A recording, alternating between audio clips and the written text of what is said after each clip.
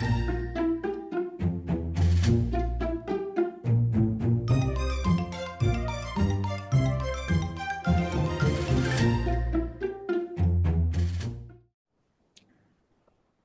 to Stories Behind the Stories, Mackinac Island edition. I'm your host, Linda Hughes, and I am so pleased to be here today with two more authors.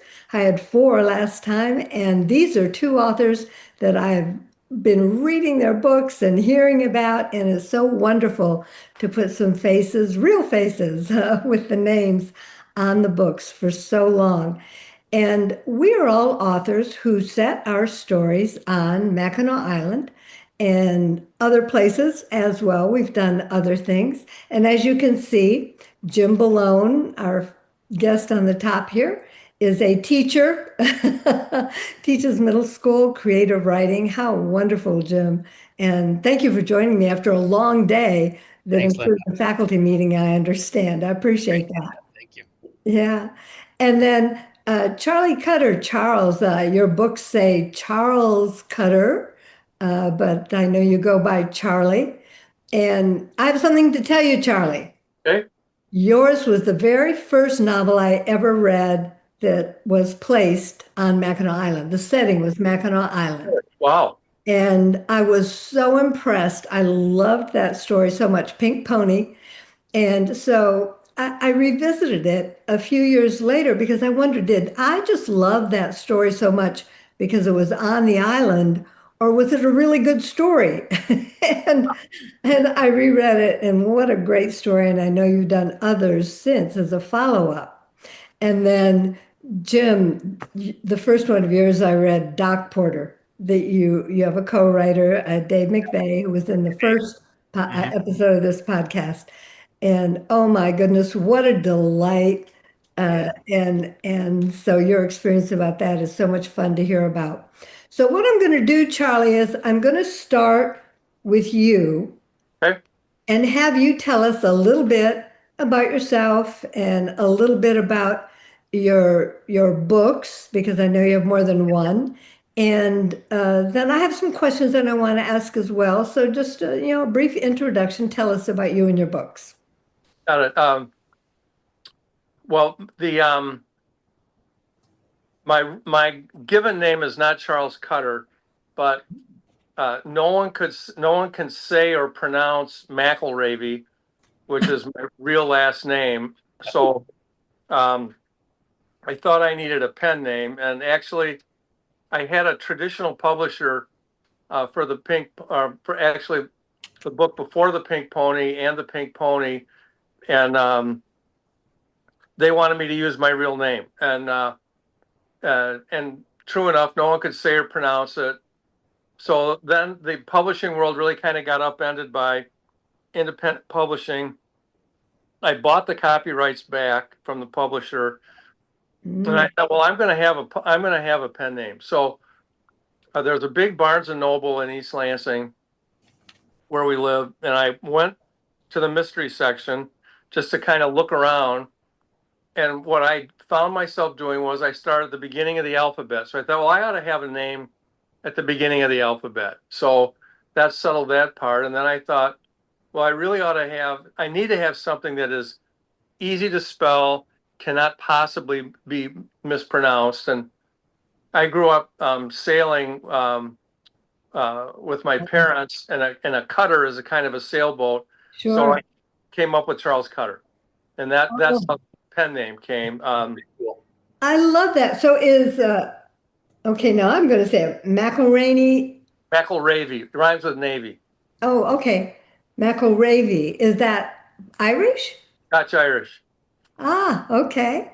I like it. I like it very much. Yeah. But you're right. I mean, even I just now had a little bit of a hard time saying it. And so that's very clever the way that you figured that out. And so when you say that you left your publisher and started self-publishing, I think it's at about that time that I first contacted you, and I want to thank you because I also had left my publisher. I was self-publishing. I'd taken my books away. Jim, I don't know if you've ever gone through this, but to then self-publish and not only write the books, but market the books yourself is hard to do. It's a lot of work. And when you first throw yourself into that, you don't quite know what to do. And Charlie, I don't know if you even remember, but I contacted you. Yeah, I do remember. Oh I do. my goodness, you were so helpful. And you Thank you. gave me recommendations and you gave me names of people I could contact. And I thank you so much for that because it really did help me out. Mostly what it did, well, first it scared me because it's a lot of work to do that. And once I got over being scared, I was just so very, very grateful for all that Quite you welcome. did. Yeah, you did to help me. And it's one of the things I love about authors in general. I find that most of us are extremely supportive of each other. No one of us can ever write enough books to satisfy every reader who's out there. No, that's for sure. Yeah, and so helping each other out, supporting each other. And I will tell you, if I don't like an author's books, I very kindly just never mention it and I don't interview them on my podcast. So these are authors that I really would support for my readers, that I really would say you want to read these books.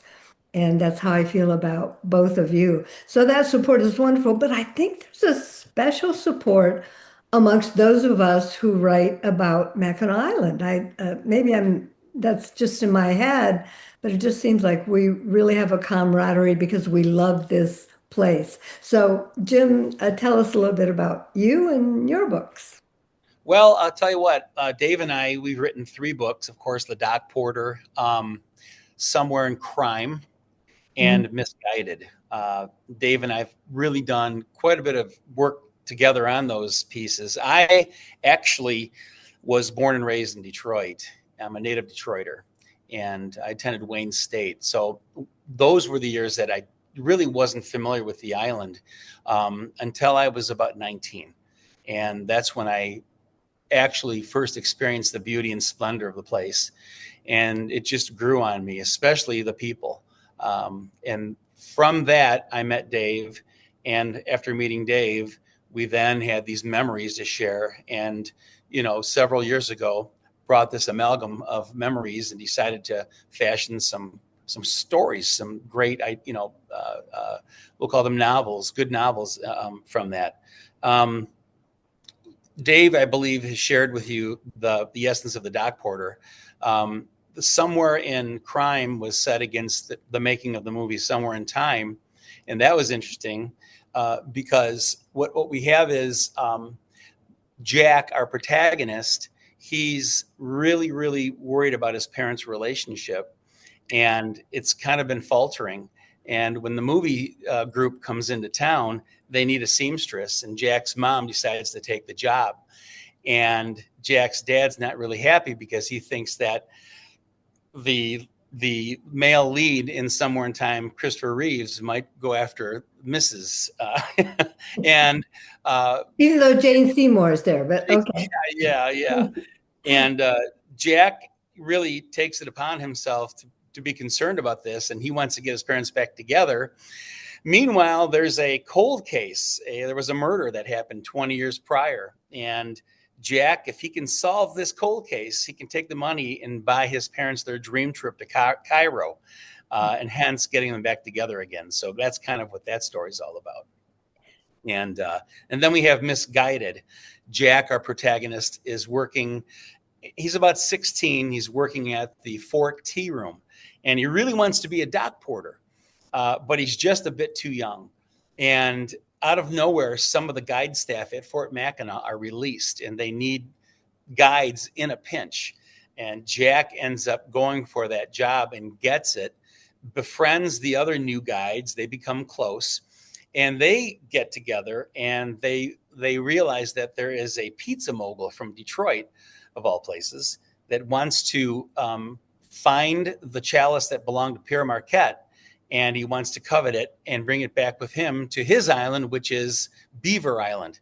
So Jack and his guide buddies decide to prevent or thwart this from happening, and it becomes kind of a comical war It between is. It's really an action adventure. Yeah. yeah, the guides at on Mackinac Island versus the guide staff at Beaver Island. So that's in essence the Well, tale. first of all, I think every author who writes about the island was jealous when you came up with the title Somewhere in Crime. Because that's so perfect Yeah. because the movie, not everyone may know, Somewhere in Time, which was a Christopher Reeve, Jane Seymour movie from Yes. long ago, the 80s, was so popular and really has a cult following. And it was filmed on the island. And so anybody who goes there knows about it. That's Right. a really big deal. So that title is just so perfect. And I will never again go to the fort and have one of the young scouts tell me the history of the island and believe anything they say after your guys Yeah. had that job and just made stuff up. I mean, it was so cute, so We had very a good time with cute. that. Thank you. Yeah, it was And fun. and Charles, people may not know, Charlie, people may not know that the Pink Pony is a bar, right? Right, And right. so what compelled you to set your mystery, at least the beginning of this mystery, in a bar? I mean, did you just really like that bar or what Well, was it? I had done a number of Port Huron to Mackinac and Chicago to Mackinac races, and of course we that's Sailboat races. sailboat races, yeah. Mhm. And everybody, I mean, the tradition is as soon as you get in, you go to the Pink Pony and have a beer or whatever your drink of choice is. So I was pretty familiar with the bar, and uh, and I thought I'd sort of maybe hitchhike a little bit on its popularity because it's far and away the most popular bar on the island, and it may be the most popular bar in all of Michigan. So a buddy of mine and his wife have a house on the island, and they introduced me to Bobby Benzer, whose family owns the Pink Pony, and I called him and told him I wanted to write a book and I wanted the murder to be in his bar, and he thought that would be a great idea.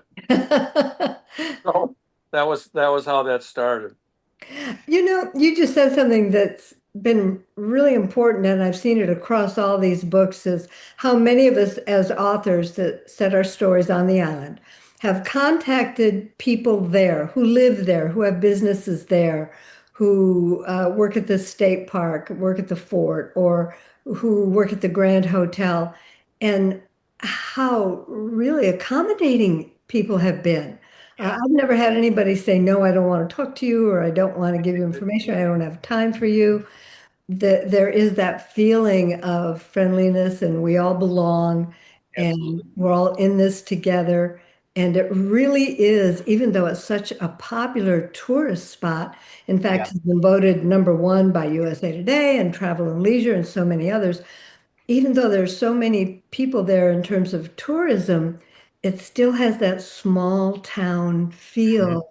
Right. We all feel like we belong there. Yeah. I mean, don't you? When I leave, I go every summer. And when I leave, I feel like I'm leaving my second home. Yeah. Right. Yeah. Yeah, it's Feels that way. It it's does. a great place to be.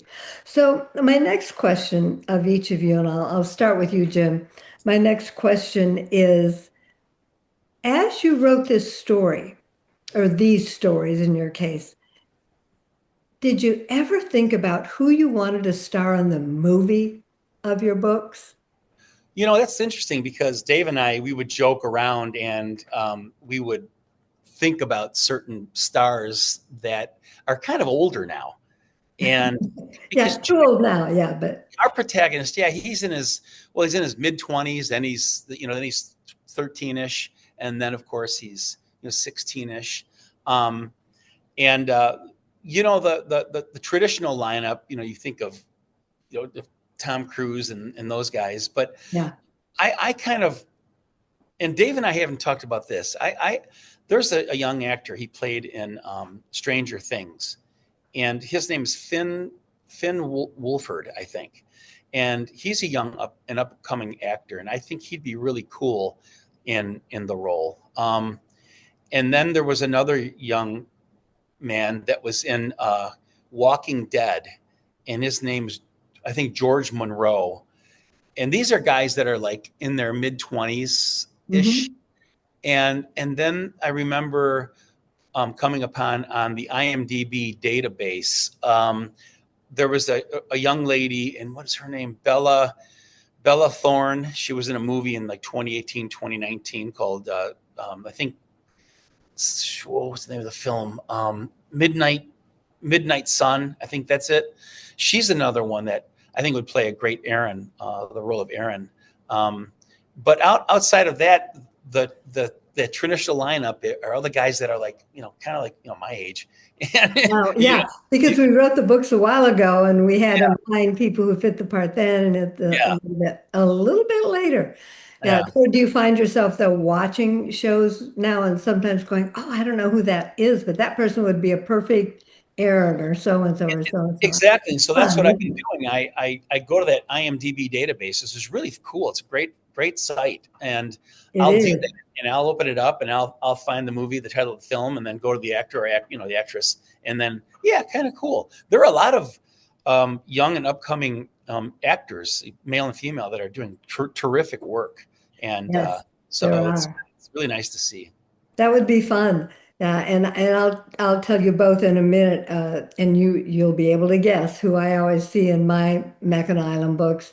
But Charlie, who do you see as Burr? It's Burr, right? Your main Yeah, character. Burr Lafayette. Oh my gosh, I love him, by the way. Yeah, He is a mess, but he is as a lawyer, but he's so much fun. He's more fun than the Lincoln lawyer. So who do you see playing Burr? I actually a younger Jim Harrison. I'm not Jim Harrison. Uh, oh geez, well, I can't think of his name. Who is who played Indiana? Who played Indiana Jones in Harrison Ford.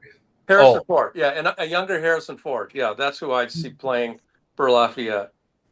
Well, I have a Harrison Ford story if you want to hear it. Sure, I'd love to hear Quick it. one. yeah. For 20 years, I was a trainer and I went around to different companies, did training, and I was hired by Lucasfilm to do a training program for them for 3 days at Skywalker Ranch, California. Wow. Really? So they give me a guest house, this gorgeous guest house, a Victorian house, not a guest room. I got a house. And they told me that was where Harrison Ford stayed when he came to the ranch.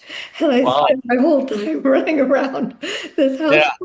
Harrison Ford, he sat here and he was over here and he ate at this table. I mean, I was an idiot. And I when I did the training, I tried to act like a normal person. I'm not sure it worked very well, but that really got to me that Harrison Ford had been there. So yeah, he would be a great Burr, Charlie. Yeah, thank you. Oh, He'd that's be what a I thought. wonderful and Burr's last name is Lafayette, right? Yes. And yeah, it's just one of those names that sticks with you. It's Good it's a name. Yeah. it's a really good Yeah. one. Well, it's I'm a recovering attorney. And long time ago, I practiced law in downtown Detroit, and there's a famous street in downtown Detroit Oh called yeah, Lafayette, and so sure. that was where that came from. Sure. Yeah, I remember that. Well, I have 8 books set on the island, and I love to have a woman over 60 as, if not the prime character, one of the characters.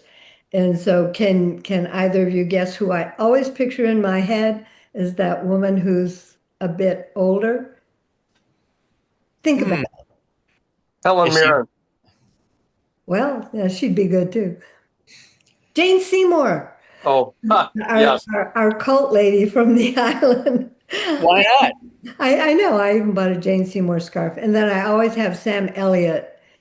He always has a part too in all my Yeah. books, no Oh, matter he's what. great. Yeah, He's yeah. absolutely He's, great. he's great. I So, like it. but Jim, what you were saying about when we wrote the books, even if it was just a few years ago, and if our characters are a certain age, and we have in our head a picture of who would play the movie, well, uh, they age out of the story eventually, and we have to find new people, don't we? That's Yeah. right. Yeah. Kind of fun how that works out. Yeah.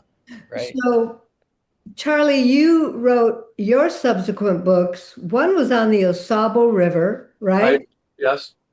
And which I used to canoe the Osabo River, by the way. They did a race every year. Yeah, they do.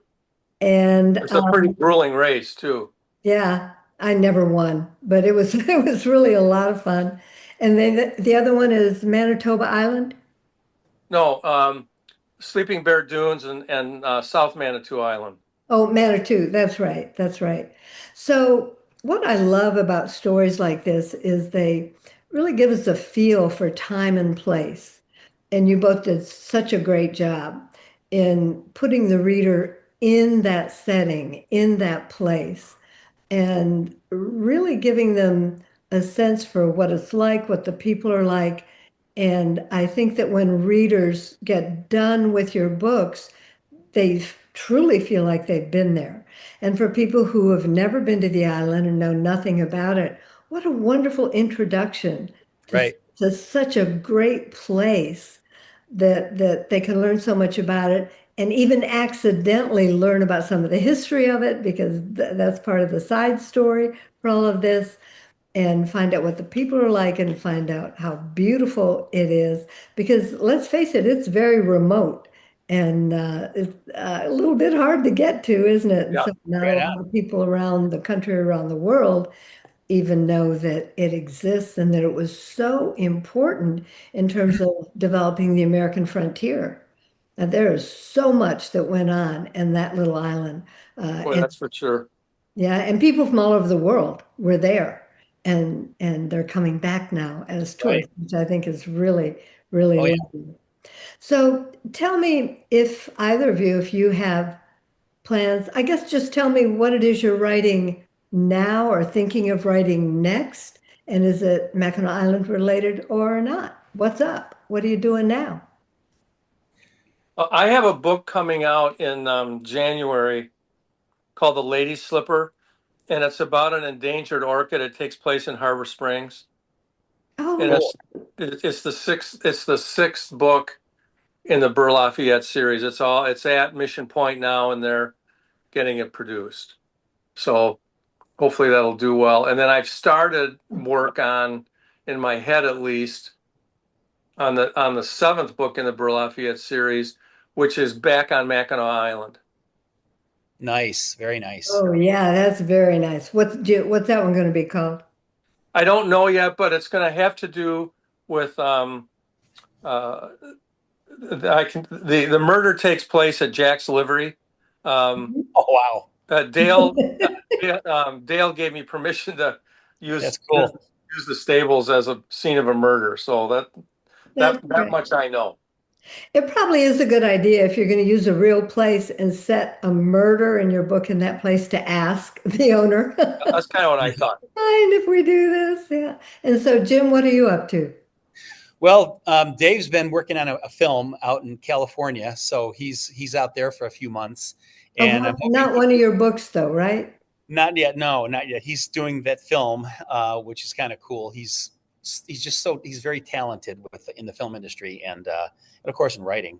So while he's been away, I've been actually working on a short piece. It's 15, actually 16 flash fiction young adult horror stories, the shorts, and it's called Zombie Seagulls, and 15 other bite-sized nightmares, and it'll be out via Mission Point in February for pre-sale.